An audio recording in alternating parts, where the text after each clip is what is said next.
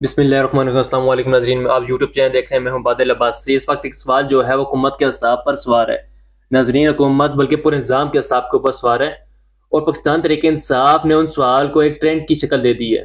گزشتہ 3 دنوں میں اس سوال نے جو ہے ہر طرف تلکہ مچایا ہوا ہے، اور سوال یہ ہے کہ گولی کیوں چلائی۔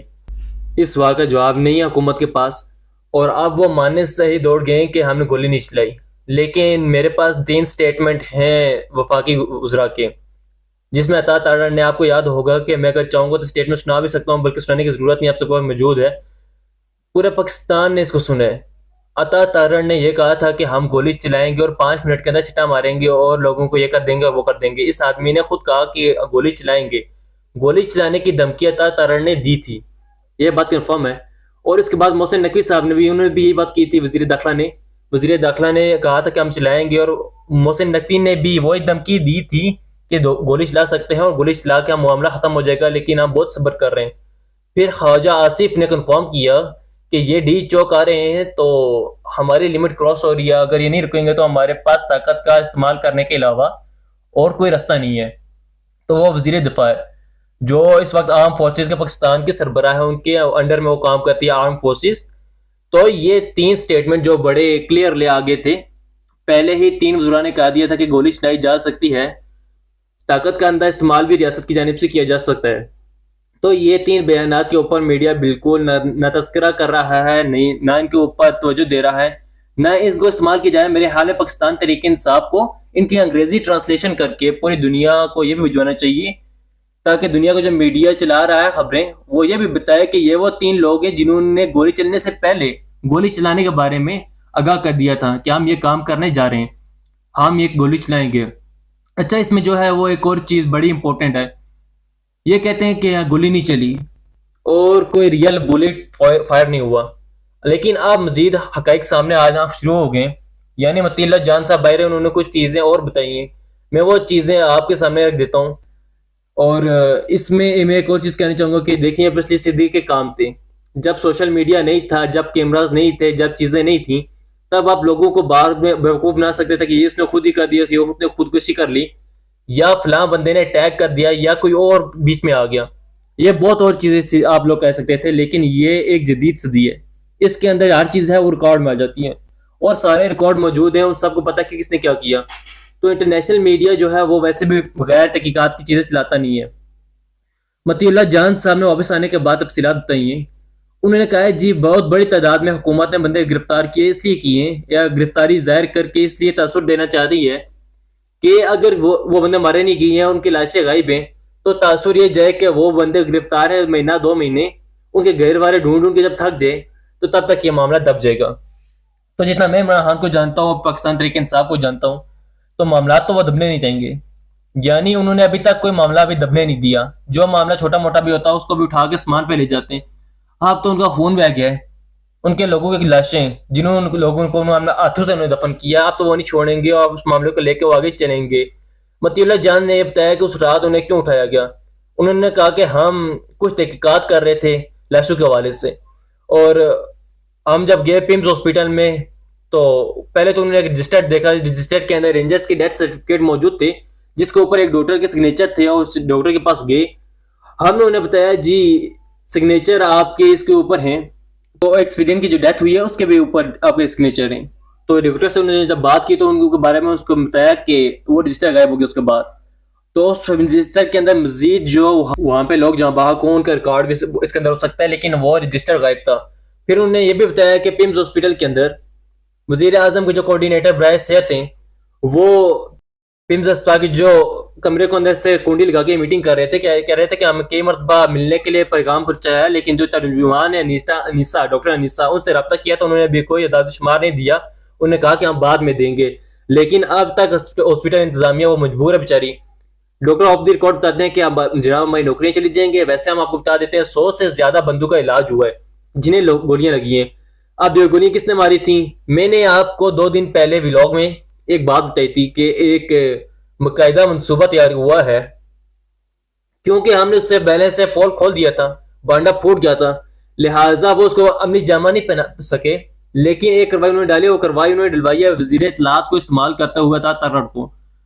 اب میں آپ کو بتاتا ہوں کہ میں نے آپ کو کیا تھا، اگر آپ کو یاد ہو کہ میں نے آپ کو بتایا تھا کہ جعلی ڈیٹا جاری کروایا جائے گا پاکستان تحریک انصاف سے، اور اس جعلی ڈیٹا کو بنیاد بنا کر بعد میں 2-4 بندے سامنے لے آئیں گے کہ جناب یہ 2 بندے زندہ ہیں، لہذا پاکستان تحریک انصاف کا بندہ شہید ہونے والا سارا نیگیٹیو اٹھ جائے گا۔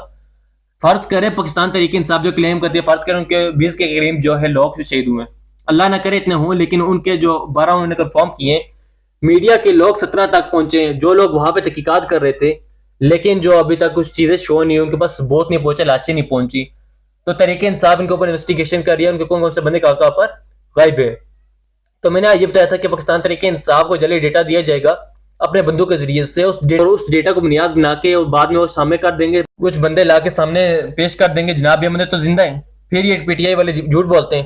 پی ٹی آئی نے اس کے اوپر محتاط رویہ اپنایا اور انہوں نے کوئی ایسا جعلی ڈیٹا شائع نہیں کیا، انہوں نے آفیشیلی صرف اور صرف 12 شہداء کے بارے میں بتایا کہ 12 شہادتیں ہماری کنفرم ہیں، باقی ہمیں ابھی تحقیقات کر رہے ہیں، جو بندے لاپتہ ہیں وہ کہاں ہیں، کیا وہ لاشوں کے صورت میں غائب کر دیے گئے، یا وہ بندے گرفتار کر لیے گئے، یا وہ بندے کہیں اٹھا کے کوئی لے گیا، اس کے بارے میں انہیں ابھی آئیڈیا نہیں ہے۔ اس میں عطا تارڑ نے ٹویٹ کیا کہ پھر وہ کھیل وہی والا کھیل ہے کہ انتہائی افسوس ہے جن لوگوں کو پی ٹی آئی مردہ ڈکلیئر کر رہی ہے، ان لوگوں کو ویڈیو ریکارڈ کر کے بتانا پڑ رہا ہے کہ ہم زندہ ہیں، جس کی تصویر نظر آئی ہے یہ کہتے ہیں لاش ہے، اب یہ نو بتا چکی ہے۔ یعنی آپ دیکھیں نا، آپ اندازہ کریں، ایک بندہ جو پاکستان تحریک انصاف نے کہا ہو کہ شہید ہوگا، کسی ایک کی انٹری ہو جائے، کسی ایک کی ویڈیو آ جائے، میں چیلنج کرتا ہوں عطا تارڑ کو کہ وہ لے آئے ایک بندہ ان 12 میں سے جو زندہ ہو۔ بھائی یہ بندہ 12 لوگ کدھر گئے؟ یہ 12 کے 12 لوگ ماں خان کے دھرنے کے لیے گئے تھے، یہ 12 کے 12 لاشیں واپس آئی ہیں، 12 کی 12 لاشیں جو ہے وہ بلوچستان میں، پنجاب میں، خیبر پختونخوا میں، اور لوگوں نے اپنے گھروں کے قبرستانوں میں ان کو دفنایا ہے، اور تمام جگہوں پاکستان تحریک انصاف کے لوگوں نے احتجاج کیا، باقاعدہ ان کے بیانات تھے کہ وہ لوگ دھرنے میں گئے ہوئے تھے، ان کی ڈیڈ باڈیز واپس آئی ہیں۔ اب انہیں کس نے مارا؟ اب دوسری جانب 2 لوگ گرفتار کیے گئے ہیں، اچھا یہ سارے لوگ ابھی گرفتار نہیں ہوئے، جس میں احمد فراز صاحب نے بھی خبر دی ہے، کچھ اور لوگوں نے بھی بتایا، وہ یہ کہہ رہے ہیں کہ جو لوگ اب گرفتار ہوئے ہیں ان کو سامنے لایا جا رہا ہے، ان میں سے بہت سے لوگ ایسے جن کو پہلے پکڑ لیا گیا تھا اور وہ پی ٹی آئی کے کھاتے میں ڈال دیا گیا ہے، اسلحہ بھی پی ٹی آئی کے کھاتے میں ڈال دیا گیا زبردستی، اور اب اس میں جو ہے وہ کچھ لوگوں کے بیانات ہیں، جناب ہمیں پیسے دیے گئے تھے 3000 فائرنگ کرنی ہوتی جا کے، 3000 روپے میں کون فائرنگ کرتا ہے آج کل کے دور میں؟ 12 لوگ کہہ رہے ہیں کہ 3000 روپے دیے گئے تھے، اس پہ فائرنگ کرنی تھی، اس میں کوئی سٹیٹمنٹ دے رہا ہے میں پی ٹی آئی سے تعلق تھا، میری اس ڈیوٹی چیز پہ تھی، میری کیا۔ یہ سارے لوگ اس وقت حراست میں، پتہ نہیں ان کا تعلق پی ٹی آئی سے ہے بھی کہ نہیں، وہ تو پی ٹی آئی بتائے گی، لیکن حراست کے اندر کسی بندے کا بیان دینا کیا ہوتا ہے، اس کی قانونی کیا حیثیت ہوتی ہے، یہ سب جانتے ہیں، لیکن حراست میں دیے گئے زبردستی کے بیانات کو سارے میڈیا کو پہ چلوایا جا رہا ہے۔ اب عطا تارڑ کو حوالے کریں نا، محمد بھٹا نامی کانسٹیبل کے حوالے کرے عطا تارڑ کو اور اس کو دے دیں فری ہینڈ، تو یہ عطا تارڑ پتہ کیا کہے گا اس کے بعد؟ میں اربو کا بچہ ہوں، میری ٹریننگ افغانستان میں ہوئی ہے، میں 9/11 میں نے کیا تھا، یہ نہ کہے تو میرا نام بدل دیجیے گا۔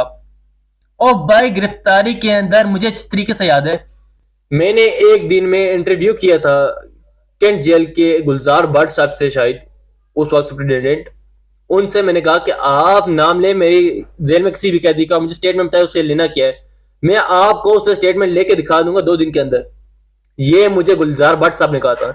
اور یہ وہ مشکل کام نہیں ہے، ساری دنیا جانتی ہے، ساری دنیا جانتی ہے کہ کیسے منایا جاتا ہے لوگوں کو، کسی کو لالچ دیا جاتا ہے کہ تو ہاں کر دے گا، کسی کو کہا جاتا ہے تیرے 20 سال اندر گھس جائیں گے، تیرا پتہ نہیں چلے گا، کسی کو کہا جاتا ہے کہ تیرا انکاؤنٹر کر دیں گے، کسی کو ویسے ٹارچر کیا جاتا ہے، کسی کو کوئی لالچ دے دیا جاتا ہے۔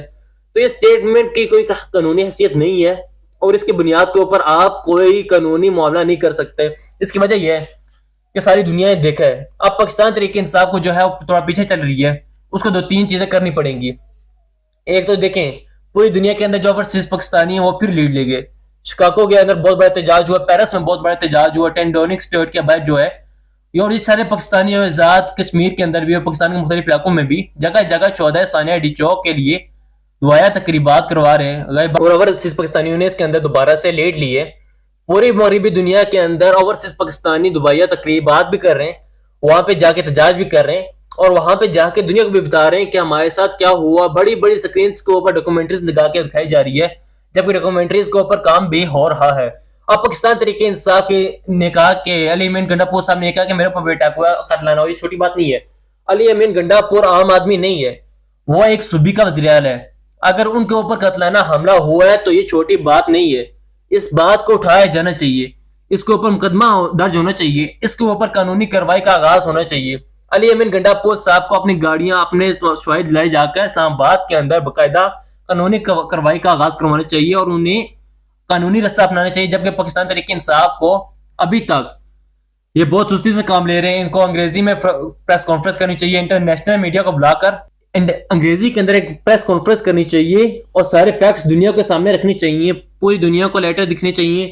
اس کے علاوہ پاکستان کے چیف جسٹس کو لیٹر لکھنا چاہیے، پاکستان کے تمام عدالتوں سے رجوع کرنا چاہیے، وکلا کی ٹیمیں بنا کے اس کیس کو لڑنا چاہیے. کے اوپر جوڈیشل انکوائری کے لیے کہا جانا چاہیے، سینٹ میں اور قومی اسمبلی میں قراردادیں جمع کروانی چاہیے، چاہے پاس ہو یا نہ ہو، لیکن ہر چیز کے اوپر پاکستان تحریک انصاف کو فرنٹ فٹ پہ آ کے لڑنا ہوگا، کیونکہ یہ ایک انتہائی غیر ضروری والا کام ہوا ہے.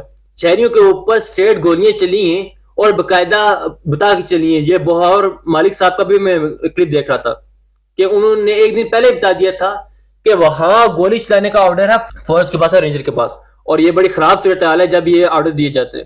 اور یہ آرڈر دے دیا گیا ہے کہ جو بھی لوگ وہاں پہ آئیں گے تو ضرورت کے مطابق ان کے اوپر گولی چلائی جا سکتی ہے، یعنی شوٹ ٹو کل. وہاں پہ ہو سکتا ہے کہ گولی چلائی جائے آنے والے مظاہرین کے اوپر. یہ محمد مالک صاحب نے کہا تھا اور دیگر اور سارے صحافیوں نے بھی کہا، یہ پاکستان کے نیشنل میڈیا کے اوپر چلتا رہا. تو یہ گواہی ہے کہ پہلے گولی چلانے کا آرڈر بھی دے دیا گیا، دوسرا وزراء نے کہا کہ ہم گولیاں چلائیں گے اور اس کے بعد گولیاں چلی بھی. اور یہ اب الزامات اب چند لوگوں کو جو آپ کے پاس گرفتار ہیں ان کے ذریعے سے آپ کوئی مانے گا نہیں، اس کو بات کو مانے گا نہیں. پاکستان تحریک انصاف کو جو ڈیمیج دینے کی کوشش کی گئی کہ اس کی وجہ سے جو گولی چلی ہے، لوگوں کو گولیاں لگی ہیں، یہ جماعت ہمیشہ کے لیے ڈر جائے گی. تو یہ مومنٹ جماعت تو ہے نہیں جو پہلے ہوتی تھی. یہ تو آپ نے اس کا اتنا پیسا، اتنا مارا وہ کندر بن گئی ہے. ان کے نزدیک اب خوف آتا بھی نہیں ہے. آپ گولی چلائیں گے تو وہ لوگ جگہ تو خالی کر دیں گے، وہاں سے چلے جائیں گے. صاحب کو اپنی جان پیاری ہوتی ہے لیکن وہ واپس آئیں گے. اب پاکستان تحریک انصاف نے جن لوگوں کو گولیاں لگی ہوئی ہیں وہ کہتے ہیں کہ ہمیں پھر بلا لیں، ہم پھر چلے جائیں گے. علی امین گنڈا پور کے ساتھ ہمیں عمران خان بلائیں گے، ہم پھر آ جائیں گے. لوگوں کے انٹرویوز ہیں اور ریکارڈ ہیں، لیکن عمران خان صاحب سے لوگ دور نہیں ہیں. یقین کوشش یہ تھی کہ اس واقعے کے بعد عمران خان صاحب سے لوگوں کا ان کے رابطہ، ان کا تعلق ٹوٹ جائے گا. وہ یہ ہے کہ وہ تعلق مزید گہرا ہو گیا، لوگ اور زیادہ عمران خان کے ساتھ جڑ گئے ہیں. اب آہستہ آہستہ علماء کرام نے بھی ظلم کے خلاف آواز اٹھانا شروع کر دی ہے. حالانکہ پاکستان کے جو بڑے علماء کرام ہیں، اسلامی نظریاتی کونسل ہوگی، طاہر اشرفی صاحب نے نہیں بتایا ابھی تک کہ نماز پڑھنے والے آدمی کو نیچے پھینکنے کا یہ شریعت اجازت دیتی ہے کہ نہیں دیتی، انہیں نہیں بتایا. اور بہت سارے علماء ہیں جو بولتے ہیں بہت زیادہ لیکن وہ بات نہیں کر رہی اس کے اوپر. اسلامی نظریاتی کونسل بھی اس پہ بات نہیں کر رہی.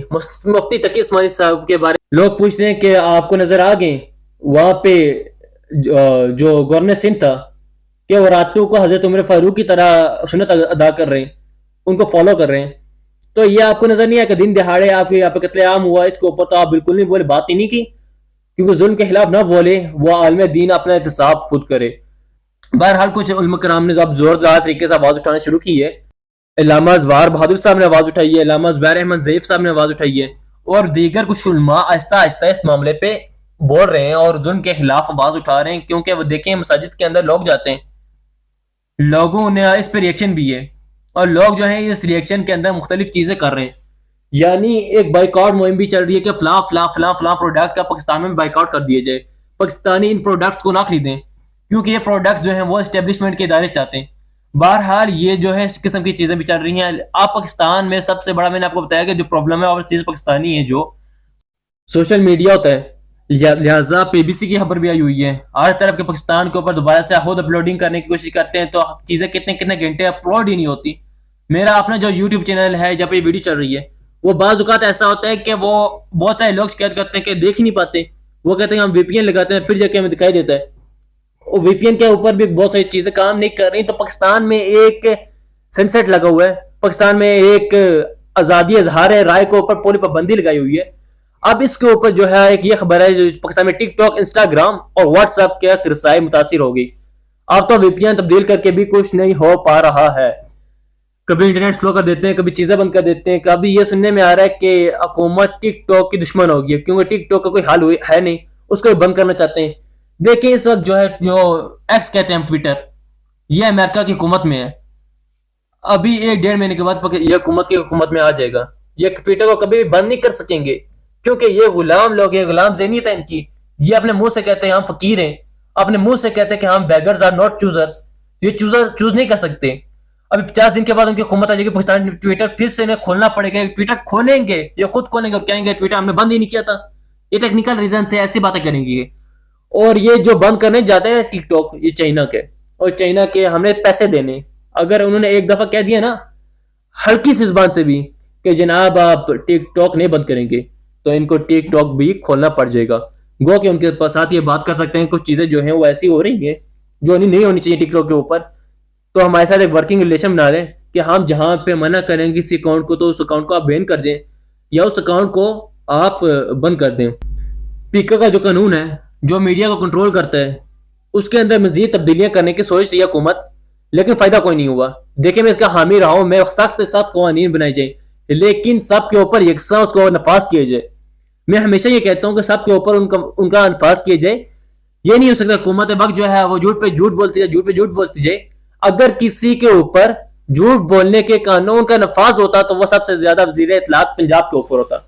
جتنی جھوٹی خبریں انہوں نے دی ہیں، یعنی میرے حوالے سے 2 جھوٹی خبروں نے چھاپ دی، میں نے وہ ٹویٹ ہی نہیں کیا، وہ خود سے لیک اسے ٹویٹ کر کے چھاپ دیا، میرے اس اوپر اس کو انہوں نے پرچہ بھی کروا دیا. یعنی میں نے ایک ٹویٹ کیا ہی نہیں، وہ ٹویٹ جو آ گیا اور انہوں نے شیئر کر دیا اور اس کی بنیاد کے اوپر میرے اوپر پرچہ بھی ہو گیا. یعنی ٹویٹ کے اندر ترمیم کر دی.